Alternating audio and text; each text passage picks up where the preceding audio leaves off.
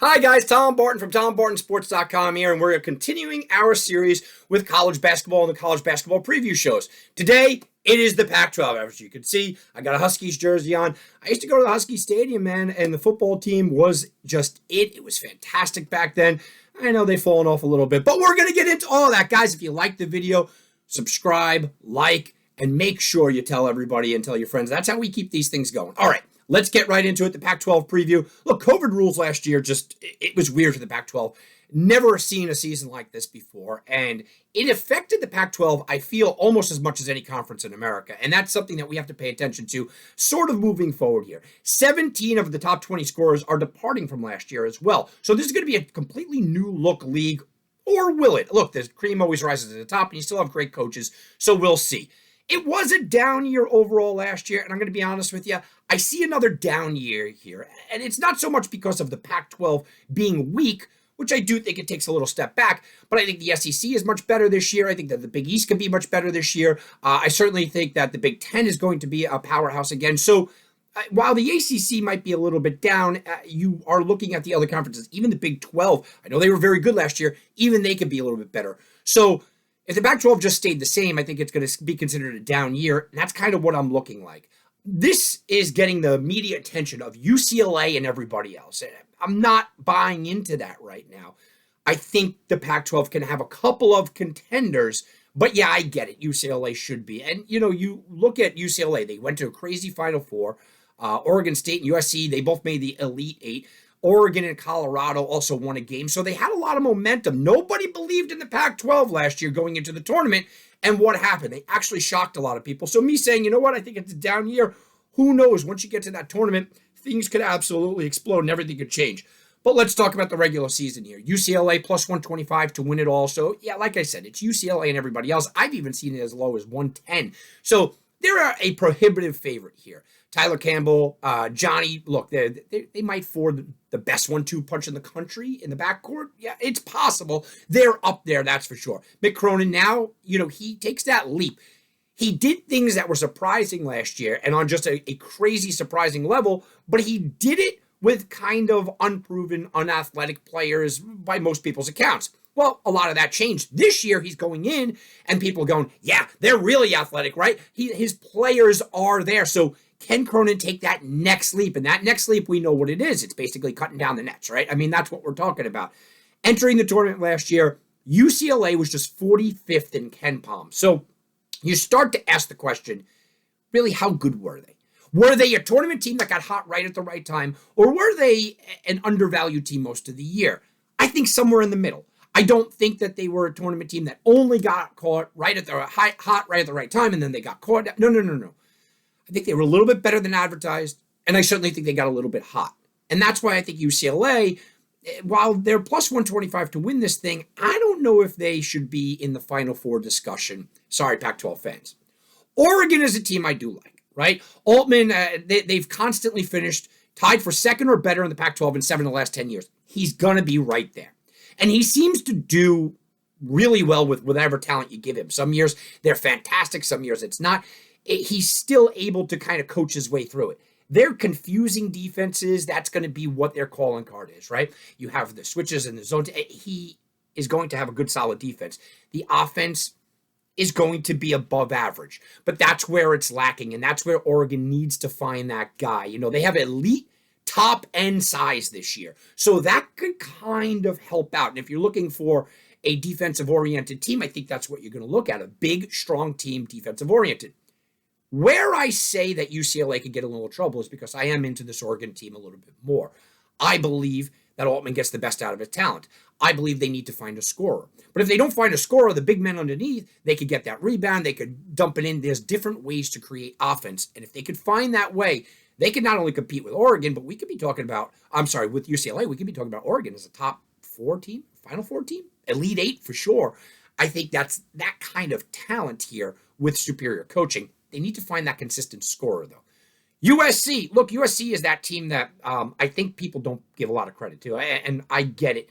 They are sort of boring, right? We know what they're going to be. They're going to be a big-time team. Offensive end is going to struggle. The defense is going to be very solid. They always seem to be underrated because teams, look, you don't like defensive teams, right? Last year, Iowa and Garza, everybody was all over them. Why? Because they're scoring like 90 a night. Defensive teams, though, they cause problems, right? And defensive teams can win pretty consistently. They returned Mobley, Peterson, White.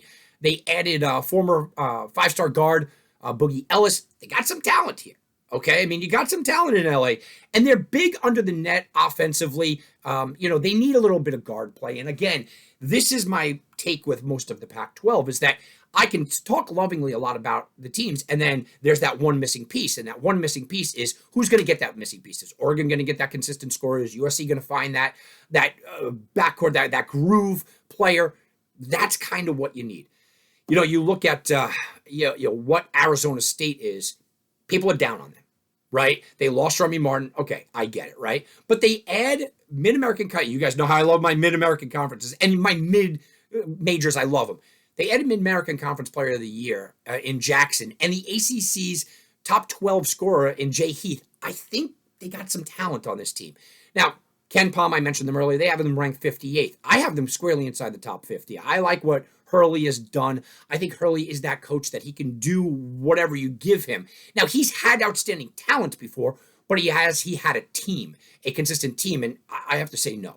Washington State, let's go to Washington State. Might surprise some people this year, right? Kyle Smith always seems to find that hidden talent. His entire front court is back, and it's led by two rising superstars that could be sophomore superstars, could turn into that. I do think they are better than people think. I think this is another team in that middle of the pack in the Pac-12 that can turn around and not be middle of the pack and could be into the top 2 or 3. They are definitely a tournament team to me. They have a load of talent. I just don't think it's a long, deep tournament run. And I don't know if they have consistency throughout the Pac-12 season to really compete with the big dogs over the long haul and win this conference. I'm not putting anything on them to win the conference, but I think they are a tournament team, and maybe they win a game or two. Because they do have good coaching, right? Oregon State, look, everyone left last year, right? Top scoring threat is back now, and Oregon State is a team that they shocked everybody, right? They came out of nowhere, seemingly. This is a team where I talked about earlier, did teams just get hot, and did UCLA just get hot? I'm pretty confident in saying Oregon State just got hot at the right time.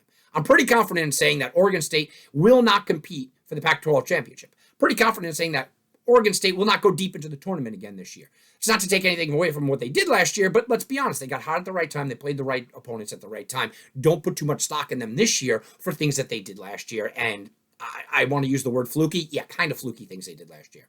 Colorado, look, they return Walker, big-time scorer. He's going to be the man there. Tad Boyle, 3 straight winning seasons in Pac-12 play. Colorado's better than people think every single year. He kind of impresses. I don't think, again, they're a top 3 or 4 team, but would it shock me if they played well again? No, absolutely not. Colorado's always seemingly there. Boyle is very underrated in his 3 years here. I've seen enough to say he doesn't have the talent, but he can absolutely be the thorn in the side of some of these teams. Arizona here, new head coach Tommy Lloyd. He's got to get what people consider is his style in there, right? He's a new coach. I do question the guard play. That's a problem. He's supposed to be an international recruiter, right? So he comes over, he's behind Mark Few for like 2 decades in Gonzaga. What is Gonzaga? Gonzaga goes out, they get people from all over the country, right? They're able to recruit. Well, Tommy Lloyd gets a lot of that credit. He's supposed to be that recruiter. So it's not going to happen immediately, but you could start to see what Arizona is heading for. They're going to play faster, so don't expect those low-scoring games like you did have. They hopefully he can implement his tempo. This will be one of the underrated run fast, hit the overs, scoring teams when things click. So maybe early on in the season, Arizona's not going to look that great. When they get into conference play, this is a team that could absolutely take off. Stanford, I think you got a question here. This bottom of the Pac-12 is all teams that are either new head coach or head coaches on the hot seat. I think you have to question, is a Stanford coach on the hot seat? I mean, right? Losing teams each of the last 5 years. Ingram and Silver, they might be able to save a job here because they're going to have to. Ingram is great, but it seems like, the 1-2 punches are going to be enough.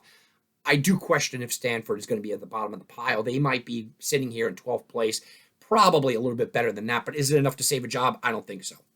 Speaking of jobs, how about Mike Hopkins? Got to be on the hot seat in Washington. Yeah, UW not looking too good. He came out of the gate. He looked really good. Now he's 9-29 in conference play the last 2 years. This is a Washington team I expect, again, to have some talent again to be a team that on paper, you look on paper and you go, this can be a top 10 team. This could be a top 5 team on paper.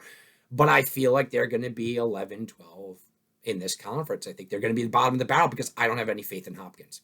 California, Mark Fox lost his best player. He's another guy on the hot seat. Not much to say there. It's going to be a rough year for Cal. And Utah, same thing. Look, Craig Smith is a first-time head coach. I think it's going to take a little while for them to kind of assimilate there. So as you see, the Pac-12 to me, look, it's the big dogs up top and then new coaches, unproven coaches, or coaches on the hot seat. To me, my cutoff line is at Colorado. Colorado, Oregon State, Washington State, they might do some things, okay?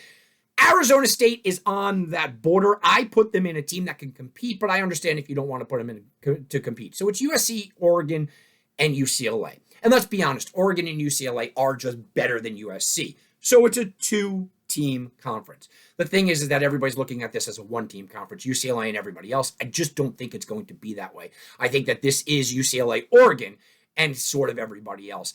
I'm not laying the minus 125 on a team or plus 125 on a team that I think can be upended. What I will say is, look, I wouldn't be surprised if this conference put quite a few teams in the tournament.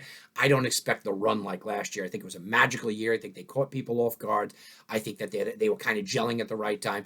Don't expect any more miracle runs from UCLA coming out of nowhere, Oregon State coming out of nowhere. Don't expect any of that this year. So it'll be a good year in the Pac-12, but look, last year was kind of the highlight. I do expect you guys to take a little step back this year.